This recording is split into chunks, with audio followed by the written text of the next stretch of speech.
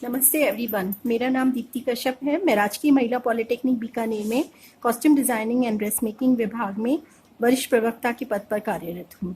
आज हम लोग टेक्सटाइल फैब्रिक्स, जिसका कि कोड नंबर CD302 है, उसी श्रृंखला को आगे बढ़ाते हुए फर्स्ट यूनिट का एक टॉपिक लेकर के आई हूँ, जिसके विषय में हम लोग अब बातचीत करेंगे, जिसका नाम है आइडेंटिफिकेशन टेस्ट यानी पहचान परीक्षण।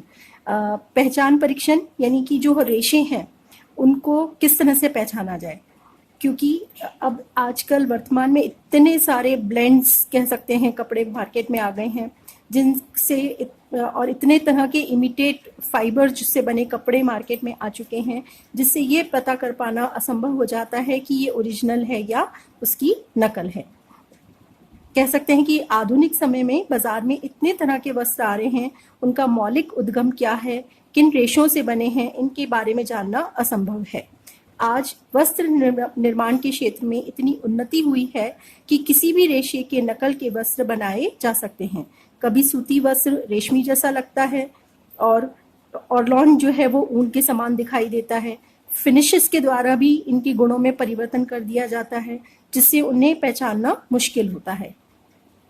आर्टिफिशियल फाइबर से अनुकरण वस्त्र बनाए जाते हैं, जिससे वे बेहद खूबसूरत लगते हैं। वस्त्र इस तरह के जो वस्त्र होते हैं वो कंफ्यूज और आश्चर्यचकित कर देते हैं, फिर भी इनकी पहचान की जा सकती है। वस्त्रों की रचना, वीव तथा रासायनिक भौतिक गुणों के आधार पर इन्हें पहचानने के लिए कई परीक्षण जो हैं वो निर्धारित किए हैं, जिनके द्वारा रेशों के मूल उद्गम का पता चल जाता है तथा रेशों की सही पहचान हो जाती है, क्योंकि सभी रेशों के अपने जन्मजात गुण होते हैं, जिससे रेशों को पहचाना जा सकता है। रेशों के पहचान परीक्षण जो है वो 3 प्रकार से किए जा सकते हैं: भौतिक परीक्षण, रासायनिक परीक्षण और सूक्ष्मदर्शी परीक्षण। जिसमें से कि भौतिक परीक्षण जो होता है वो बाहरी वस्त्र की में से रेशे को निकालकर उसकी बाह्य रूपरेखा के आधार पर जो परीक्षण आधारित होते हैं वो भौतिक परीक्षण कहलाते हैं। रासायनिक परीक्षण, जिनमें कि रसायन का प्रयोग करके किया जाता है, ये विश्वसनीय परीक्षण है। और तीसरा है सूक्ष्मदर्शी परीक्षण, ये भी सबसे ज्यादा विश्वसनीय परीक्षण होता है। आइए सबसे पहले हम भौतिक परीक्षण के बारे में बात करते हैं। भौतिक परीक्षण के अंतर्गत निम्न परीक्षण किए जाते हैं: बाह्य आकृति परीक्षण, लंबाई एवं व्यास परीक्षण, स्पर्श एवं प्रतीति परीक्षण, रेशे तोड़ परीक्षण, सिलवट परीक्षण, दाहन परीक्षण, स्याही परीक्षण, तेल परीक्षण, नमी परीक्षण, वस्त्र विदीन परीक्षण, निष्पीडन परीक्षण और विशिष्ट गुरुत्व परीक्षण। सबसे पहले हम इसमें जानते हैं कि बाह्य आकृति परीक्षण क्या होता है।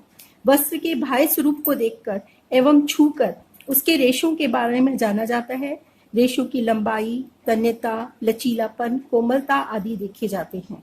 कपास के एक वस्त्र से बने वस्त्र के एक धागे को निकालकर ऐंठन खोलकर देखते हैं कि ये रेशा देखने में कैसा दिखता है। अगर हम रेशे कपास से बने वस्त्र की बात करें तो ये छूने में थोड़ा खुरदरा, ठंडा और देखने में थोड़ा भद्दा दिखाई देता है, क्योंकि इसके जो रेशे होते हैं वो छोटे होते हैं और चमकहीन वस्त्र होता है और सतह पर ये रेशे जो होते हैं फुज्जीदार दिखाई देते हैं। इसके साथ ही हम जैसे लिनन की बात करें तो वो इसके रेशे चमकदार होते हैं, स्पर्श में सुखद होते हैं, परंतु ये कुछ कड़कीले होते हैं।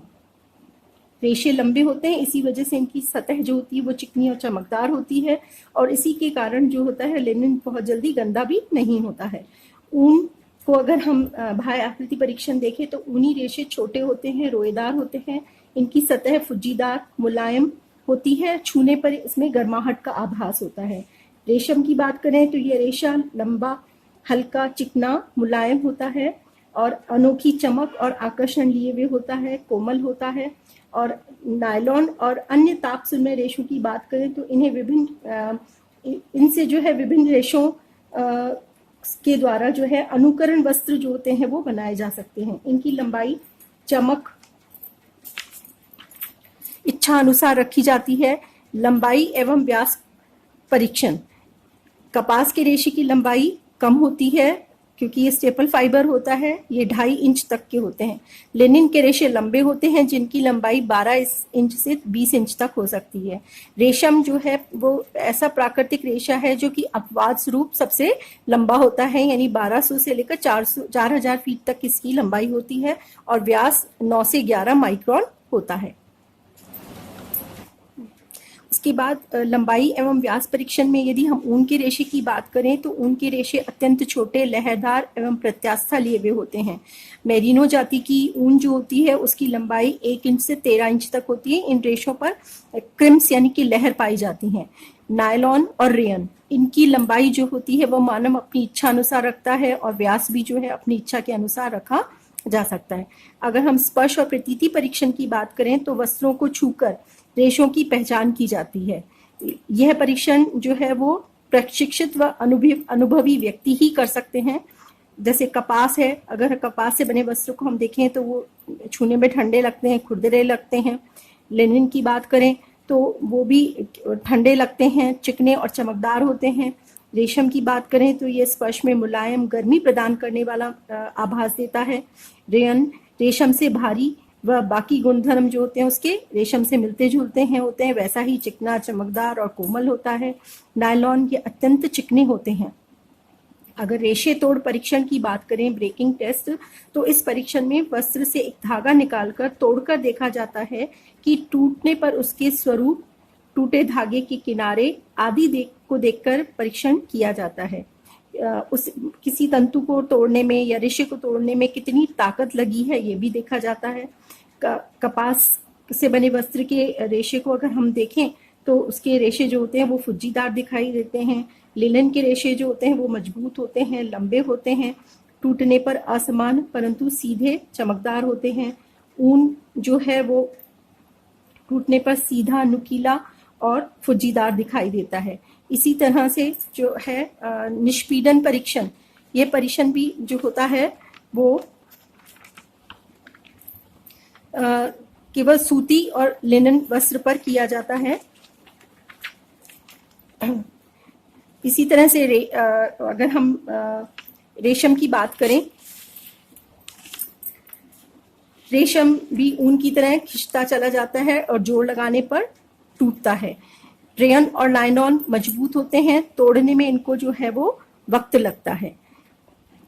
सिलवट परीक्षण की अगर हम बात करें तो इस परीक्षण में वस्त्र को तह करके उंगलियों के बीच में दबाकर देखा जाता है कि वो मुट्ठी में दबाकर देखने में उस पर सलवट पड़ती है कि नहीं, है ना। तो उसी प्रकार जो है सारे जो रेशे होते हैं उनका परीक्षण किया जाता है। दाहन परीक्षण की बात करें तो इसमें रेशों को जलाकर देखा जाता है।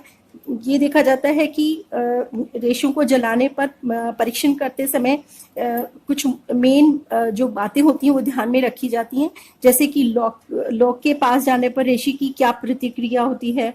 दूसरा ये देखा जाता है रेशे कैसे जलते हैं। अगर रेशा जब जलता है तो उसकी लौ का रंग कैसा होता है, लौ हटाने पर रेशे की क्या प्रतिक्रिया होती है, जलते समय रेशे की गंध कैसी आ रही है, उसकी राख कैसे रंग की है, किस तरह की है। उन सब चीज़ों का परीक्षण जो है होता है वो दाहन परीक्षण के समय किया जाता है।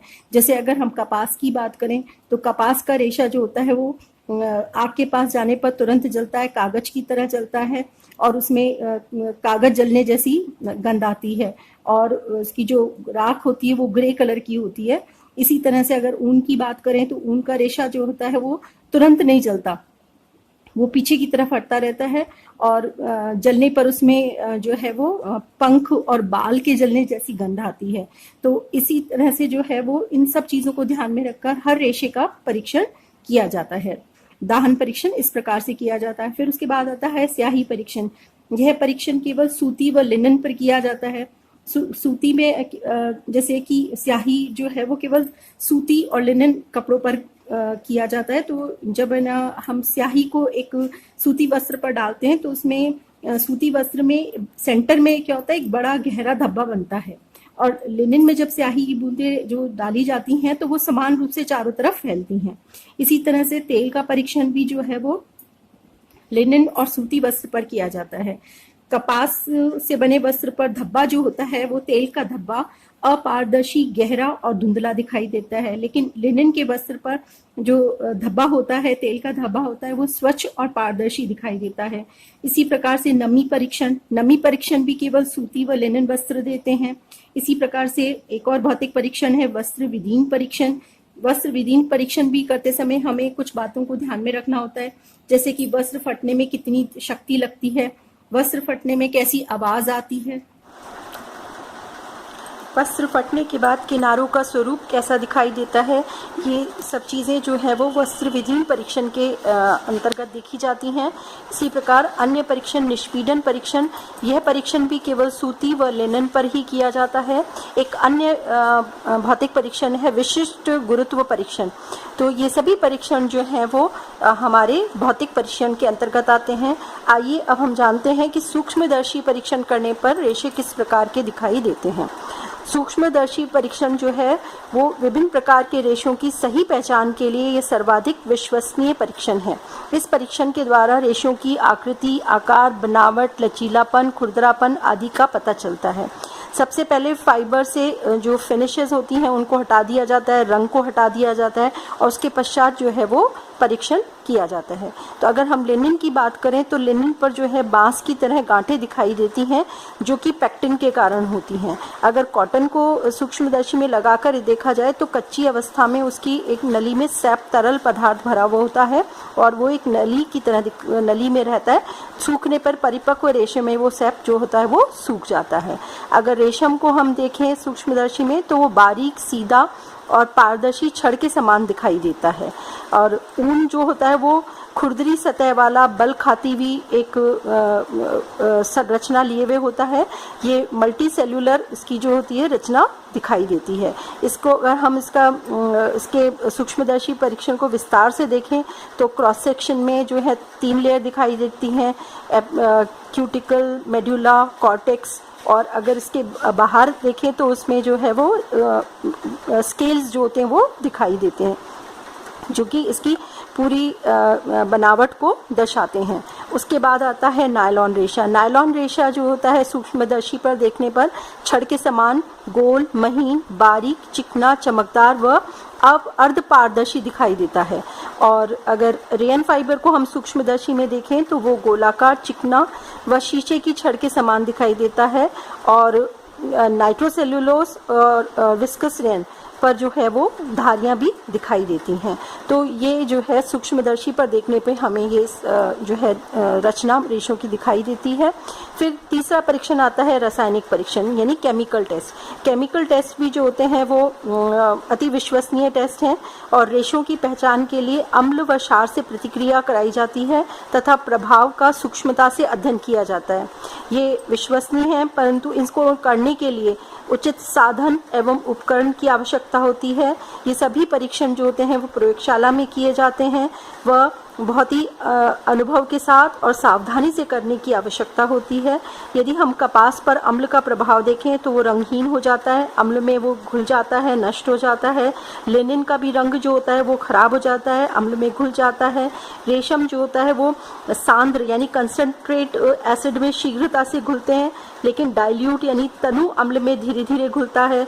ऊन की बात करें तो ऊन जो है वो के रेशे घुलते नहीं हैं लेकिन वो फूल जाते हैं।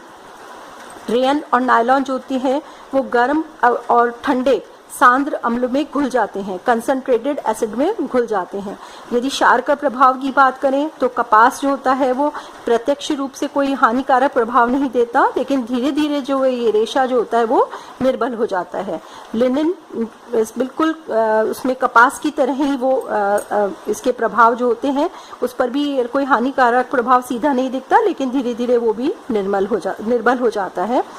ऊन की बात करें तो रेशे पहले चिकने हो जाते हैं और अगर तीव्र क्षार में अगर इनको डाला जाए यानी कंसंट्रेटेड में डाला जाए तो ये जो है वो घुल जाते हैं और तनु क्षार में इनका रंग जो होता है वो खराब हो जाता है। रेशम के रेशे पे देखा जाए तो ये रेशे पहले पतले हो जाते हैं फिर घुल करके नष्ट हो जाते हैं। नायलॉन का रेशा जो है वो अप्रभावित रहता है। वनस्पति रेशों पर अम्ल का हानिकारक प्रभाव पड़ता है और वो नष्ट हो जाते हैं, लेकिन प्राणिज रेशे जो होते हैं वो अप्रभावित रहते हैं। तो आज हमने देखा कि रेशों को किस प्रकार से हम पहचान करके उनके अनुकरण वाले रेशों को पहचान सकते हैं कि कौन सा कह सकते हैं कि आर्टिफिशियल है, कौन सा ओरिजिनल है, कौन सी अगर ब्लेंडेड फैब्रिक है तो उसमें कौन सा रेशा है, कितना उसका परसेंट